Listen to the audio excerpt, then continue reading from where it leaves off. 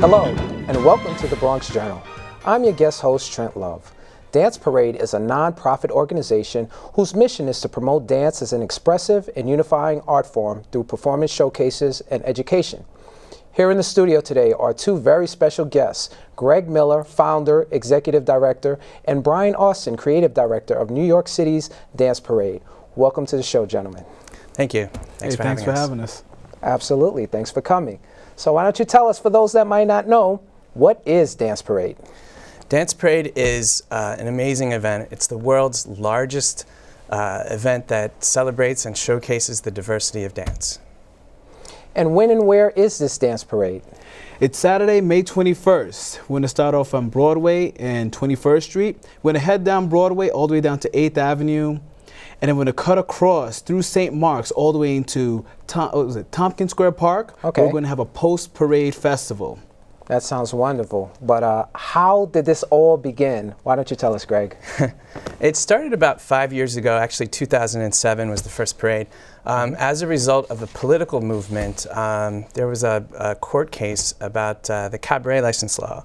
And that's a New York City code that says that only 4 people can move rhythmically before it gets licensed.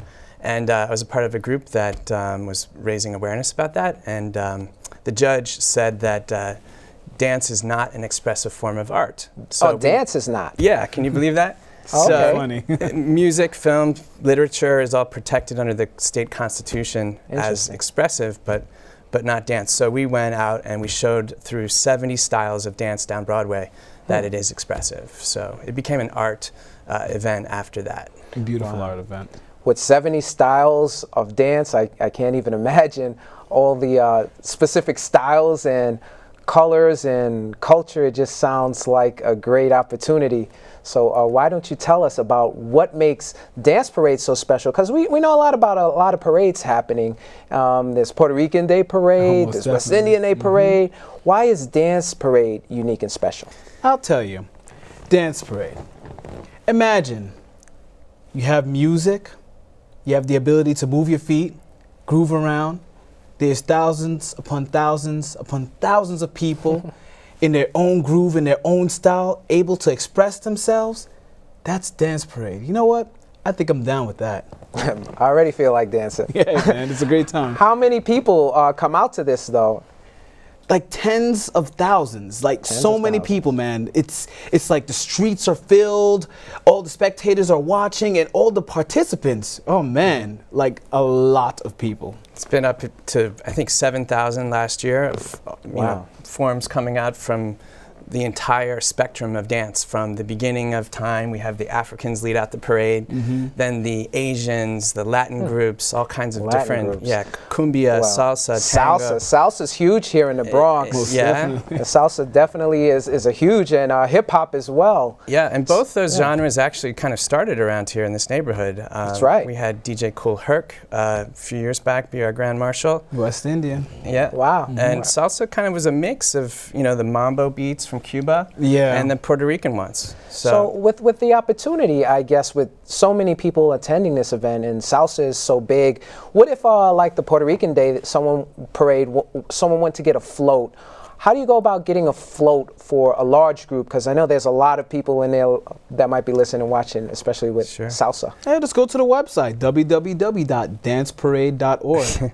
Yeah, and we made it really easy because we realized dance is kind of a hard thing to show on a moving stage.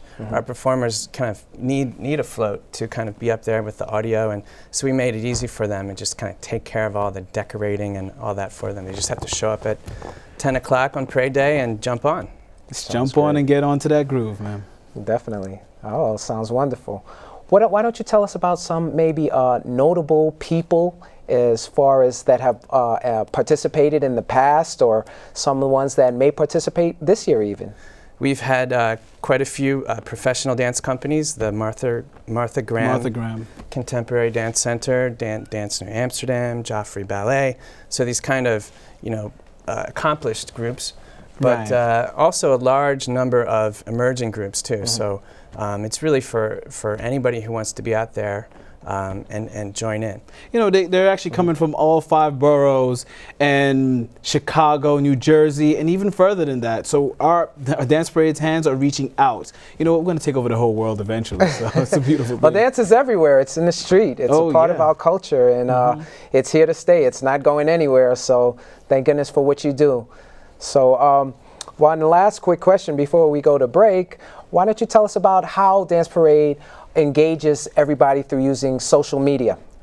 Social media. Well, you guys can simply go on to www.danceparade.org and you can find our Facebook and Twitter page where you guys can follow us. You can use our YouTube page. We have a Dance Parade page where dance connoisseurs and fans alike can upload their own dance videos themselves. And you can check into Foursquare. Foursquare. Why don't you tell us about how that works, Foursquare? So basically how Foursquare works is this. I'm going to be at the Dance Parade Festival. I simply take out my phone or go on my computer and I could type in, I am at Dance Parade NYC. And you're there. This will inform your friends, your family members, colleagues that you're here in this hot spot and this is the happening place to be. And when you do that on Foursquare, we're a moving target, so you could sign in from anywhere and it'll still count. That's great. So you could be dancing anywhere, and you're a part of Dance Parade. Right. Is that just one location, or this is everywhere? It's everywhere. So that's the cool thing about social media. It connects everybody, and that's what we're trying to do with the parade. Really just celebrate what we have in common. And everybody can move and feel good, and some do it artistically, and others kind of just jump up and down. There's something for everybody. Well, that's an art form too. Come on now. Well, jump around. Jump around. Hey, there's a song after that. Well, we got to go to break, so we'll continue this conversation. But what I want you to do is stay right there, because we'll be back for more on the Bronx Journal. Feel your love around me, beckoning my weary heart to follow your lead, and I go trustingly, 'cause darling, you're a man apart. I recall the expression on your face and how my intuition made me feel kinda strange. Then you reach for me like you already knew that nothing less than all your love would ever do. Then you came on pretty strong. How I feel your love around me, beckoning my weary heart to follow your lead, and I go trustingly, 'cause darling, you're a man apart.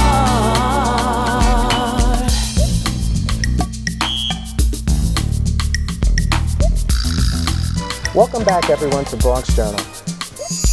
I'm here with Dance Parade, and we're continuing our conversation about Dance Parade. So why don't you tell us how it's financed? How do you go about organizing and financing such an enormous event? It hasn't been easy, actually. I mean, we started out with just volunteers. We're pretty much all volunteer supported. You're a nonprofit, right? Is that correct? That came in about a year or two into the whole organization. We got our tax-exempt status. Yeah. People donate $10, $20, whatever they can, and then sponsors eventually crept into the mix. So, you know, so far it hasn't been it doesn't have a corporate feel to it, but we like it that way. But there's plenty of ways to support it. How can they get involved? Say sponsorship and opportunities. What kind of opportunities, if I'm a possible company that would like to get involved and support your organization through in-kind grants or any kind of support that I can get just to have fun and be involved? The website, right? Well, sure. The website has a whole listing of what we've been doing. There's a menu of items where companies can put their names out there. Booths at the festival, stage banners.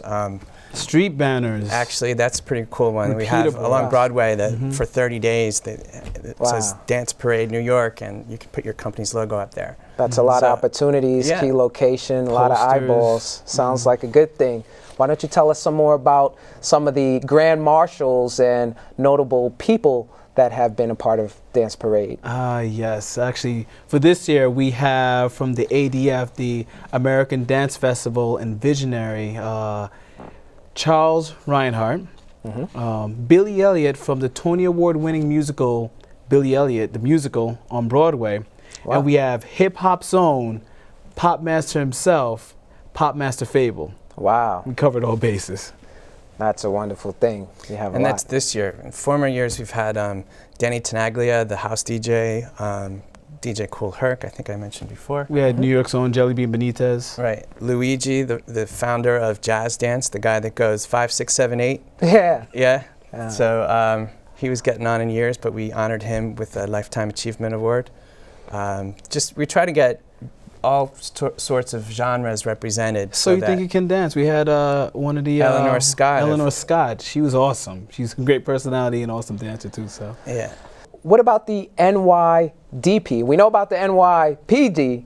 What is this NYDP? you don't want them coming after you. For real. You really don't want them coming after you. But then again, maybe it would be a benefit. Okay, so if you're the type of person that likes to hold up the wall, the wallflowers in the parties. Wallflowers, yeah. Always have that like smug, mean look on your face, or just don't want to dance for whatever reason.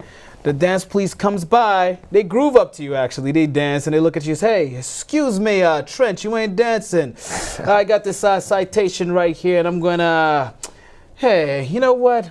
You're sitting. I'm gonna check that out. You have a bad attitude too. And here you go, I'm gonna sign it and I'm gonna give this to you. So we give you a citation. But the awesome part about the citation, you know, we're not going to punish you. We're going to reprimand you for just sitting there. You want to get into the groove of dancing.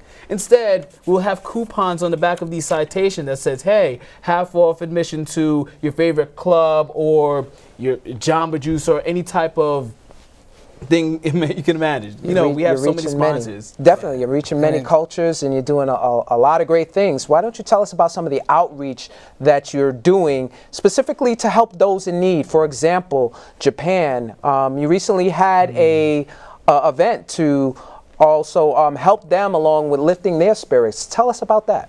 That was all about around the fact that they had their earthquake and just horrible disaster. Yeah, and we have these monthly events to get our team together to bring in the dance community and celebrate dance. And so I think maybe because I lived in Japan or it was just timely, we had a Japanese group, the Yosakoi Dance Project, Ten Tekomai. Ten Tekomai. What kind of message did they give? They were so humbling, you know, we stopped the party, we had a moment of silence, and they gave the message that they're alive and they're well, and you know they have a very rich culture, and so so they shined, and that's what I think we can do for a lot of cultures is put them in the forefront and allow each one to shine. Diversity is important. Most so why don't you tell us how Dance Parade uses that cultural diversity in other types of style to build awareness and educate the public? There's a couple of things we're doing in our education program. We have a Parade to School program, and that's all about bringing the color and the culture of the parade into schools. So we actually have teaching artists who go and teach a couple of workshops. You can find out the culture of what's Brazil like or what's Africa like. And then the kids actually, when they're done, they finish up and go into the parade with that group. So it's like a full circle kind of thing. It's perfect, actually. And it just gives people insights of those cultures that you wouldn't normally get. Well, it seems like a huge organization. Why don't you briefly tell us about some of the key people that are in the organization so that they may know by name or face? We have a 9-member board. That's what nonprofits have. Basically, it's headed up by Jana Landau. And then we have a committee of all these leaders like Brian, who does creative, Barb Angeles, who does marketing, Shereen Dixon, who's the parade producer and festival. They have Chauncey for social media. He takes care of everything online. And so. DJ and what about McDonald, I gotta say his name. DJ, yeah. What about volunteers? Are these all volunteers, or what about someone else volunteering? Anybody can chip in, Anybody, man. That's one of the most amazing experiences I've had personally, is to really watch how this tide of volunteerism, these people that just love to support dance, have come out and they've given, countless hours. Brian's, you know, he has a whole nother job and he's like downloading the flyer to adjust the logos or something like that. It's really amazing. Yeah, it's demanding, but you guess what? You know, ultimately, with the type of core team that we have and all the volunteers that are jumping on, both new and old, we put a lot of effort and energy into this because we all believe in this. We all believe in the art form called dance, and we want to let it live and prosper forever. In this remaining 2 minutes or so, can you tell us anything else about Dance Parade that you would like the public to know, please? Well, anyone can join, volunteer, or donate at danceparade.org. Keep this movement going. You know, we've gotten a staff up to about 50 people who work throughout the year. So even though the parade ends in May, we still go on into the summer, and we're looking to plan, you know, parades in other cities. Other cities? Yeah. Why don't you tell us about that expansion? So actually, this guy made the logo originally to include, it says Dance Parade and it says New York on the side, but it eventually be in LA, Chicago, and other places. We're already starting our inroads there to do our... All around the world, huh? All around the world, baby. And then there's International Dance Day. This year it's April 23rd. We try to dance all on the same day. That's going to be at Dance New Amsterdam, one of our longtime partners. Great. It's a perfect beginning. It's like the door opener to Dance Parade. So definitely check out International Dance Day. It's perfect. So in the last minute, why don't you give us your contact information in case anyone is watching, wants to participate, and tell us when this event is again. I would send any email to info@danceparade.org. Or just go onto the website, www.danceparade.org. We have a hotline on there if everybody wants to call in and leave a message for us. They can do that, and we'll forward it to the right people. And make sure they also do this. They have to save the date, people. Save the date. When is it? May 21st, 2011, right. Saturday. Parade kicks off at 1 o'clock, and the post-parade dance festival starts at 3 o'clock. So be there. So be there. So we'll be there. I'll be there. And we'll be right back with more of the Bronx Journal.